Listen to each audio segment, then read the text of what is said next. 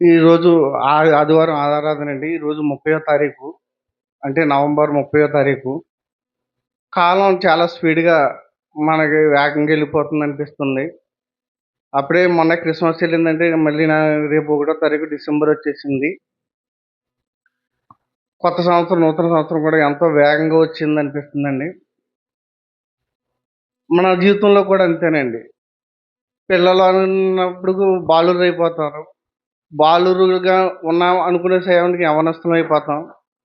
ఇంకా యవ్వనస్తులు అనుకున్నప్పుడు మధ్య వయసొచ్చేస్తది.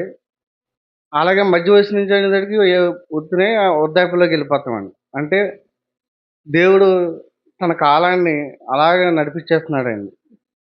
బైబిల్ గ్రంథంలో ఎఫెసీ రాసిన పత్రిక 6 అధ్యాయము మొత్తం 3 వచనాల దాకా చదువుకుందామండి. 1 వచనం నుంచి. పిల్లలారా ప్రభువునందు మీ తల్లిదండ్రులకు విధేయులయుండుడి. ఇది ధర్మమే. మీకు మేలు కలుగునట్టు నీ తండ్రిని, తల్లిని సన్మానింపుము. అప్పుడు నీవు భూమి మీద దీర్ఘాయుష్మంతుడగుదువు. ఇది వాగ్దానముతో కూడిన ఆజ్ఞలలో మొదటిది. మనం ఈ లోకంలో మన పిల్లల్ని పెంచుతున్నామండి. పిల్లలు మనం చూస్తూనే పెరుగుతారు. మనం తినే ఆహారాన్ని కూడా ఉన్నది చూడండి. తినే ఆహారం మనం ఏదైనా పలవ పెట్టారనుకోండి, గబగబా తినేయాలని ఆశపడతాం. అది కాదు, అది నేర్పితే మన పిల్లలకు కూడా మనం నేర్పాలండి. అది ఆహారం దేవుడిచ్చింది. దాన్ని ప్రార్థించి తినాలండి. చేసిన ఆహారం ఎక్కడున్నా, ఏ స్థితిలో ఉన్నా, మనం దేవుడిని మహిమపరిచే విధంగానే బతకాలండి. ఇప్పుడు ఇక్కడ మననేమంటున్నారండి, తల్లిదండ్రులను సన్మానించమంటున్నారు.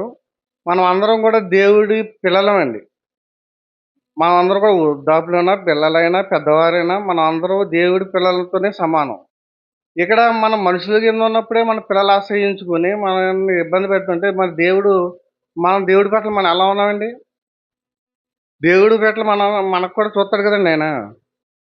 దేవుడు ఏంటిది నా బిడ్డ ఇలా సన్నిధికొచ్చింది, ఇలా ఉంటుంది. ఈ ఇంటికాడ అలా ఉంటుంది, సన్నిధిలో ఇలా ఉంటుందని ఎంతో బాధపడతారండి. ఆడవారైనా, మగవారైనా, పిల్లలైనా మన క్రియలు మార్చుకోవాలండి. ఈ భూమి మీద ఆయన ఏమంటున్నాడంటే సన్మానించి నిన్ను గైకొని ఆయన్ని అంటే ఆయన మనల్ని దీర్ఘాయుష్మంతుడిని చేస్తాన్నాడండి. మనం ముసలోళ్ళమైనా ఏ వయసులో వచ్చినా సరే ఆయన మనల్ని ఎంతో ఆదుకుంటాడండి. అలాగే ఇంకో అధ్యాయం చదవండి, యెషయా గ్రంథము 46 అధ్యాయం 4 వచనం వచ్చే వరకు నిన్ను ఎత్తుకొడుకువాడను నేనే. తల వెంట్రుకలు నెరగే వరకు నిన్ను ఎత్తుకొడుకువాడను నేనే. నేనే చేసి ఉన్నాను. చక్కబెట్టుకువాడను నేనే. నిన్ను ఎత్తుకునేవాడను, రక్షించేవాడను నేనే. ఇక్కడ సర్వోన్నతుడు దేవుడు చెప్తున్నాడండి. నువ్వు ముదుమొచ్చి ముసలోడివైనా నువ్వు భయపడక్కర్లేదు. నువ్వు ఏ స్థితిలో ఉన్నా నువ్వు భయపడక్కర్లేదు. నీ తల వెంట్రుకలు నెరిసిపోయినా భయపడక్కర్లేదు. నిన్ను నీ ఏ స్థితిలో ఉన్నా నిన్ను ఎత్తుకుని సంకబెట్టుకున్నవాడను నేనే. ఆయన అంటున్న వాక్యం అండి అది.